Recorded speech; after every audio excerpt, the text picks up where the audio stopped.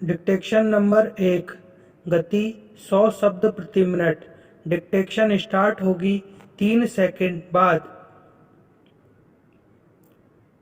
महोदय, यह बड़े गौरव और प्रसन्नता की बात है कि हिंदुस्तान में 10वां विश्व हिंदी सम्मेलन का आयोजन किया गया था, जिसमें लगभग 40 देशों के प्रतिनिधियों ने हिस्सा लिया था। मैं इस संबंध में कहना चाहता हूं कि इन प्रतिनिधियों में से कई प्रतिनिधि तो उन देशों से इतर के थे जहां पर हिंदी बोली और समझी जाती है। पैराग्राफ। 10वें विश्व हिंदी सम्मेलन में वेनिस विश्वविद्यालय इटली की प्रोफेसर मार्का ने कहा कि भारत में उनकी शुरू से ही रुचि रही थी और इसलिए हिंदी सीखी थी। हिंदी एक वैश्विक पहुंच रखती है। साथ ही कहा कि दूसरी भाषाओं के चक्कर में अपनी मातृभाषा को भूल जाना ठीक नहीं है। चीन के प्रतिनिधि ने धारा प्रवाह हिंदी में अपनी बात रखते हुए कहा, हिंदी दुनिया की बड़ी भाषा है और इसका लगातार विकास हो रहा है। इस सम्मेलन में स्वीडन के एक प्रतिनिधि ने कहा था कि हिंदी बहुत समृद्ध भाषा है, लेकिन इसमें अन्य भाषाओं के समृद्ध शब्दों को समाहित करके और समृद्ध बनाना चाहिए। इस सम्मेलन में पोलैंड वारसा विश्वविद्यालय के एक प्रोफेसर ने प्रधानमंत्री द्वारा कही गई बातों को दोहराते हुए अपनी सहमति व्यक्त की थी कि हिंदी भाषा के अंदर दूसरी भाषाओं के उपयोगी शब्दों को समाहित करना चाहिए। एक प्रतिनिधि ने कहा कि मैं महात्मा गांधी के विचारों से प्रेरित होती रही हूँ, इसलिए उनको जानने के लिए उन्होंने हिंदी सीखी।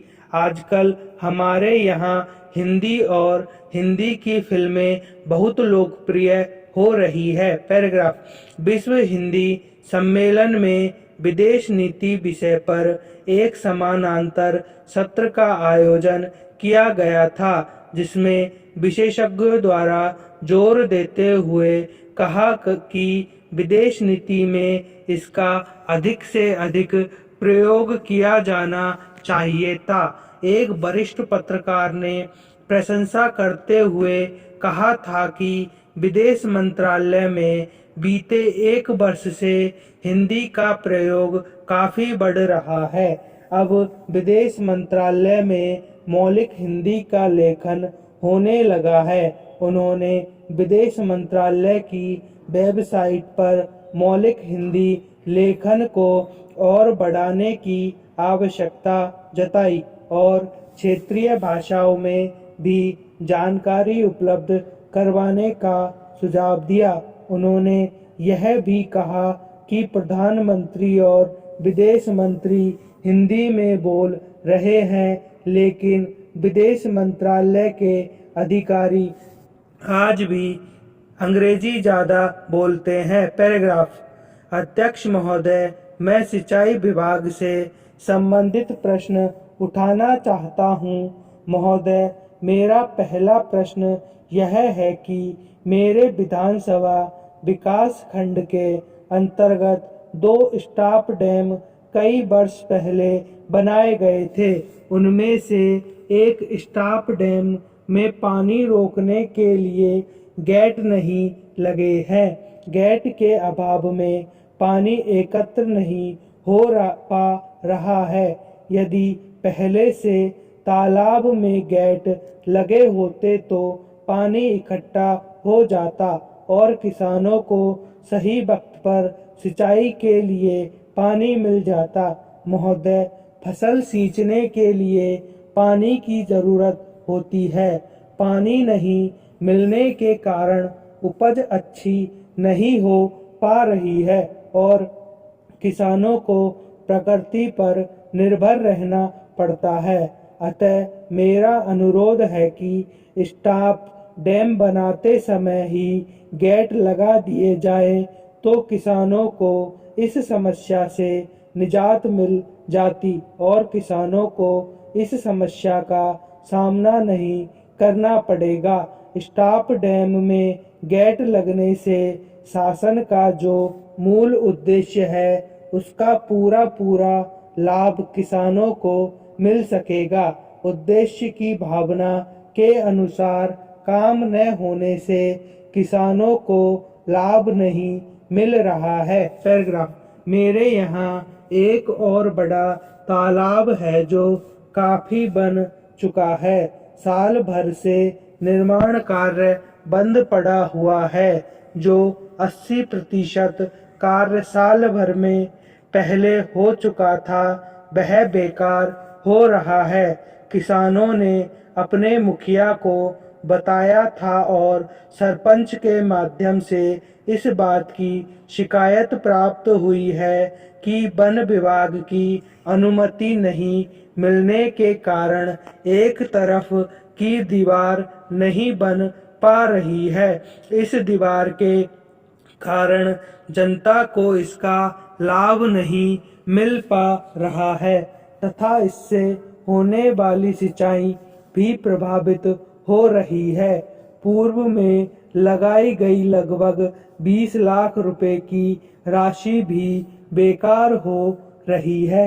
मैं उम्मीद करता हूं कि सभी समस्याओं का निराकरण शीघ्र हो जाएगा। पैराग्राफ। उपाध्यक्ष महोदय, अब मैं आपसे अगला प्रश्न करूंगा कि मेरे जिले के रेत खदानों की किस्त कतिपय लोगों की मेहरबानी और मिली भगत से जमा नहीं की गई है।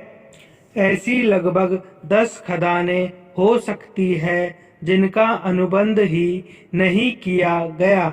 इस प्रकार लाखों रुपए की हानि सरकार को पहुंचाने का प्रयास किया जा रहा है।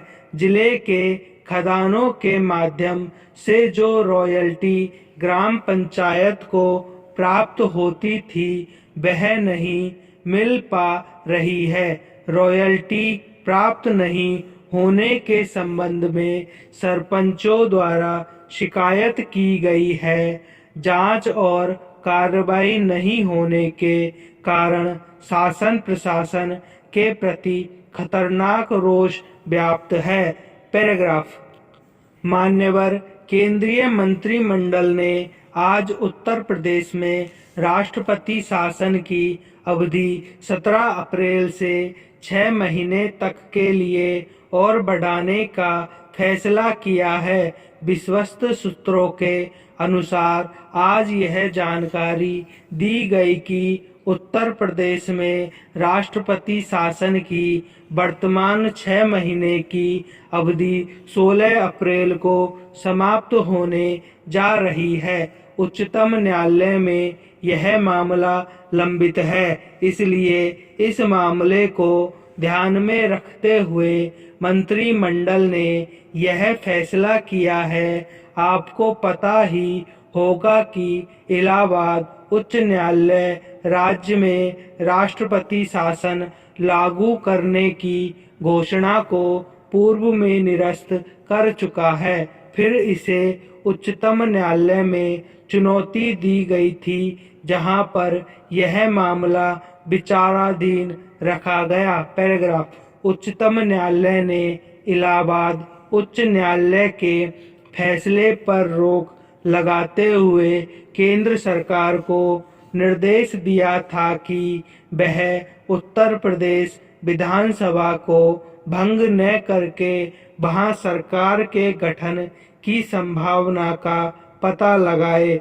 उत्तर प्रदेश में राष्ट्रपति शासन की अवधि बढ़ाने का प्रस्ताव कल सदन में पेश किया जा सकता है और यह बड़े खेद की बात है कि संसद का सत्र 20 मार्च से 1 महीने के लिए स्थगित होने जा रहा है।